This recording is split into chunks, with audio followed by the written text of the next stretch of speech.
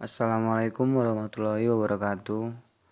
Perkenalkan teman-teman, kami dari kelompok 12 ingin mempresentasikan materi organisasional kultur teori atau sering disebut OCT. Kami di sini beranggotakan tiga anggota. Yang pertama, saya sendiri selaku moderator Muhammad Rizky, dan teman saya Unaisa Ahla dan Anissa Wahyu. Oke, untuk slide pertama akan dijelaskan oleh teman saya Anissa Wahyu. Dipersilakan. Baik, saya akan menjelaskan teori komunikasi yaitu Organizational Culture Theory. Teori ini digunakan untuk memahami kehidupan organisasi, yaitu meliputi nilai, kisah, tujuan, praktik, dan filosofi organisasi. Organizational Culture Theory dirumuskan oleh Michael Pacanuskly dan Nick O'Donnell Trujillo sejak tahun 1982. Menurut Michael Pacanuskly dan Nick O'Donnell Trujillo, bahwa organisasi dapat dipahami sebaik-baiknya menggunakan kacamata budaya. Dan menurutnya, budaya adalah cara hidup dalam sebuah organisasi. Budaya organisasi dapat didefinisikan sebagai asumsi, nilai, keyakinan, bahasa, simbol, dan sistem makna bersama dalam suatu organisasi. Teori ini membentangkan cakupan yang luas dalam pemahaman tentang organisasi dengan menyatakan bahwa budaya bukanlah sesuatu yang dimiliki oleh organisasi, namun budaya adalah sesuatu dalam organisasi. Budaya dikomunikasikan secara dalam praktik organisasi, dan budaya berbeda untuk setiap organisasi. Maksudnya, budaya organisasi adalah rangkaian sistem yang diakui bersama dan diaplikasikan oleh seluruh elemen organisasi. Hal ini menjadi pembeda antara organisasi yang satu dengan organisasi yang lain. Budaya organisasi merupakan rangkaian dasar dari asumsi-asumsi yang ada. Asumsi tersebut kemudian berkembang di suatu kelompok menjadi acuan bertingkah laku dalam organisasi.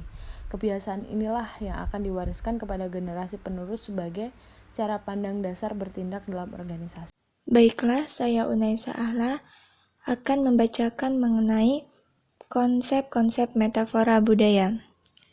OCT atau Organizational Culture Theory dirumuskan pada keyakinan bahwa ketika peneliti mempelajari budaya organisasi, mereka akan menemukan sebuah jaringan yang kompleks dan rumit.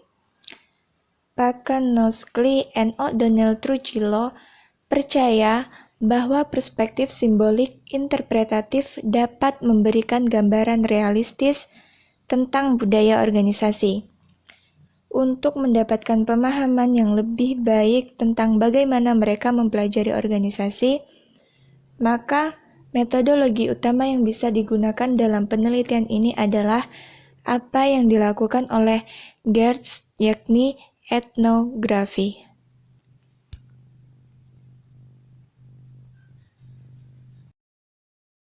Selanjutnya yaitu para ahli teori menguraikan 5 pertunjukan budaya. Yang pertama yaitu ritual performance atau pertunjukan ritual. Pertunjukan ini adalah pertunjukan yang terjadi secara reguler dan terus berulang. Pertunjukan ritual ini terdiri dari 4 jenis, yaitu pribadi, tugas, sosial, dan organisasi. Salah satu contohnya yaitu ketika anggota organisasi dalam bekerja, mereka akan selalu membuka email pribadi mereka yang akan dilakukan di setiap harinya. Selanjutnya yang kedua yaitu passion performance atau pertunjukan hasrat. Ketika anggota dengan antusias berhubungan dengan orang lain, mereka akan saling bercerita dengan sangat sungguh-sungguh. Contohnya yaitu gosip yang sering terjadi antar karyawan. Yang ketiga yaitu social performance atau pertunjukan sosial.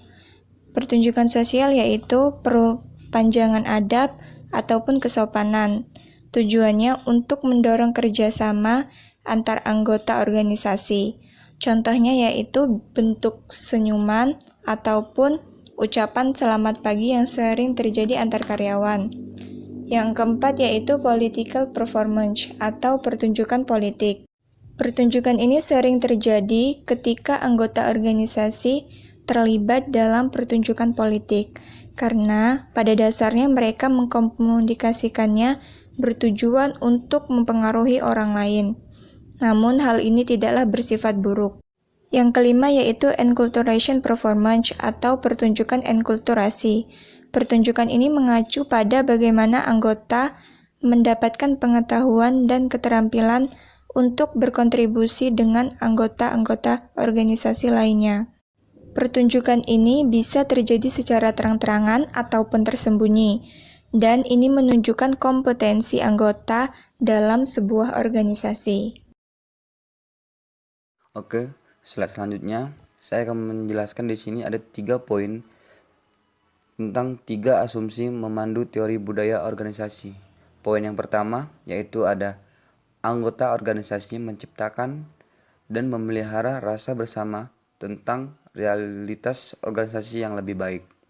Poin yang kedua, penggunaan dan interpretasi simbol sangat penting bagi budaya dan budaya organisasi sendiri.